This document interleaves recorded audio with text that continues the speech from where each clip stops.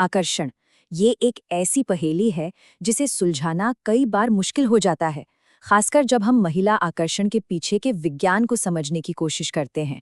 तो आज हम इसी कॉम्प्लेक्स टॉपिक की परतें खोलेंगे, इवोल्यूशनरी साइकोलॉजी और मॉडर्न डेटा की मदद से। अच्छा, एक बात पर कभी गौर किया है? अक्सर हम देखते हैं कि बहुत ही खूबसूरत महिलाएं ऐसे पुरुषों के साथ होती हैं जो लुक्स के मामले में शायद उनका मैच नहीं लगते। और मज़े की बात यह है कि इसका उल्टा ये बहुत कम देखने को मिलता है। तो भाई ऐसा क्यों है? और देखिए, ये कोई आज की पहेली नहीं है। सिगमंड फ्रॉइड जैसे महान विचारकों ने भी इस सवाल पर अपना सिर खुजलाया था कि आखिर एक महिला चाहती क्या है। और कुछ फिलोसोफर्स जैसे आर्थर शोपेनहावर, उनके तो विचार और भी ज्यादा सख्त थे। उनका तो मानना था कि महिलाएं बचकानी होती हैं, कम तर्कसंगत होती हैं, मतलब काफी नेगेटिव नजरिया था, है ना।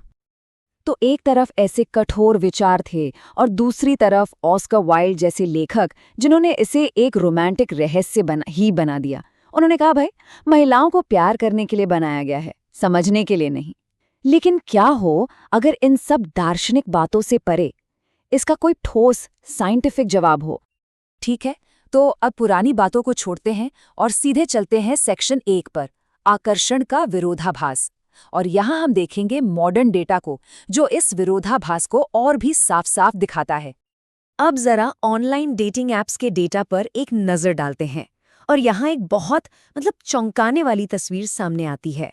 जब बात आती है पार्टनर चुनने की, तो पुरुषों और महिलाओं के बीच एक बहुत बड़ा जमीन आसमान का फर्क है। तो डेटा क्या कहता है?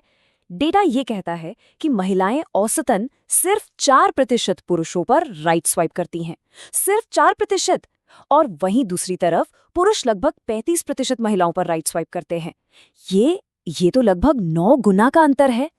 तो सवाल फिर वही है, महिलाएं इतनी ज्यादा सिलेक्टिव क्यों हैं? तो इस सवाल का जवाब कि महिलाएं इतनी सिलेक्टिव क्यों हैं, हमारे स्मार्टफोन में नहीं है। नहीं, इसका जवाब छिपा है हमारे लाखों साल पुराने इतिहास में। तो चलिए चलते हैं सेक्शन 2 में, एक 10 लाख साल पुरानी समस्या। चलिए जरा टाइम मशीन में बैठकर लाखों साल पीछे चलते हैं। उस जमाने में हमारे पूर्वजों के लिए पार्टनर चुनना बहुत सीधा साधा मामला था। जो सबसे बड़ा, सबसे ताकतवर नर होता था, बस वही जीतता था। डोमिनेंस ही सब कुछ था।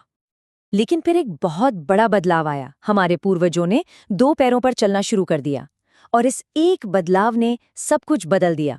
इसने सर्वाइवल की एक नई और बहुत गंभीर समस्या खड़ी कर दी, क्योंकि अब जन्म के बाद माँ और बच्चा दोनों ही बहुत लंबे समय तक बेहद कमजोर और असुरक्षित हो जाते थे।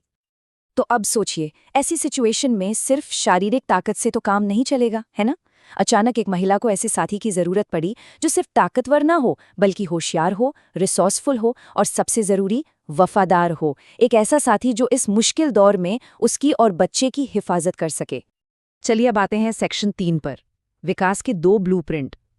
तो सर्वाइवल के इन अलग अलग दबावों ने लाखों सालों में पुरुषों और महिलाओं के दिमाग को 2 अलग अलग रास्तों पर डेवलप किया, खासकर जब बात अट्रैक्शन की आती है। और यहीं पर वो फंडामेंटल डिफरेंस, वो मूल अंतर सामने आता है। पुरुषों का दिमाग इस तरह से विकसित हुआ कि वो फर्टिलिटी के संकेतों को जल्दी से पहचान सकें, जबकि महिलाओं ने किसी पुरुष की लॉन्ग टर्म सर्वाइवल वैल्यू को ध्यान से परखने की काबिलियत विकसित की।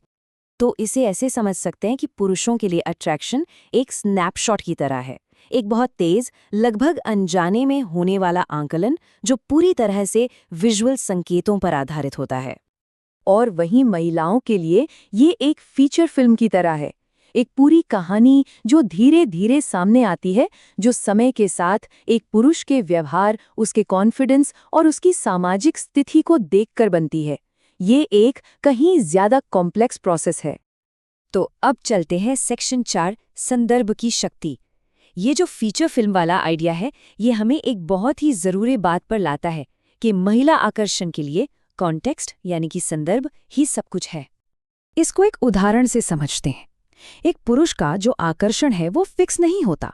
जैसे जैसे हमें उसके बारे में और जानकारी मिलती है, मान लीजिए उसकी कामयाबी या उसकी सोशल स्टैंडिंग, तो हमारा नज़रिया बदलता है। हर नई जानकारी के साथ उसकी वैल्यू हमारी नज़रों में बढ़ती जाती है।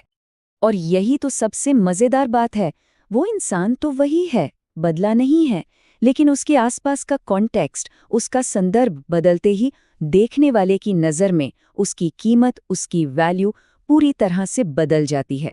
और ये हमें लाता है हमारे आखिरी और सबसे अहम सेक्शन पर, सेक्शन 5, असली अट्रैक्शन ट्रिगर। तो अगर बात सिर्फ लुक्स की नहीं है, तो फिर वो कौन सी चीज़ है जो गहरा और लंबे समय तक टिकने वाला आकर्षण पैदा करती है? सोचिए, स्कूल या कॉलेज के दिनों में भी ये सिर्फ लुक्स की बात नहीं होती थी। अक्सर अच्छे लुक्स के साथ जुड़ा होता था कॉन्फिडेंस और सोशल स्टेटस। एक असुरक्षित लेकिन अच्छा दिखने वाला इंसान शायद ही कभी कामयाब होता है। असल में वो कॉन्फिडेंस ही है जो अट्रैक्ट करता है। तो महिलाओं के लिए अच्छा दिखना वो एक लंबी चेकलिस्ट का बस पहला पॉइंट है। इसके बाद लिस्ट में और भी बहुत कुछ आता है, जैसे आत्मविश्वास, व्यवहार, सामाजिक रुतबा। और ठीक इसी वजह से महिला आकर्षण अक्सर धीरे धीरे समय के साथ बढ़ता है। ये एकदम से नहीं होता। ये तो तब बनता है जब धीरे धीरे एक पुरुष के कैरेक्टर, उसकी काबिलियत और उसके बर्ताव के बारे में और जानकारी मिलती जाती है। तो आखिर में ये एक बहुत ही पॉजिटिव और पावरफुल मैसेज है। असली बात ये नहीं है कि हम उन चीज़ों के पीछे भागें जिन्हें हम बदल नहीं सकते, जैसे कि सिर्फ शक्लो सूरत। तो असली सवाल ये नहीं है कि मैं और ज़्यादा आकर्षक कैसे दिख सकता हूँ। नहीं, असली सवाल है मैं एक बेहतर, एक हाई वैल्यू इंसान कैसे बन सकता हूँ, क्योंकि आखिर में कॉन्फिडेंस, काबिलियत और कैरेक्टर, यही वो असली चीज़ें हैं जो हमेशा काम करती हैं। और ये एक ऐसी चीज़ है जो पूरी तरह से हर किसी के अपने कंट्रोल में है।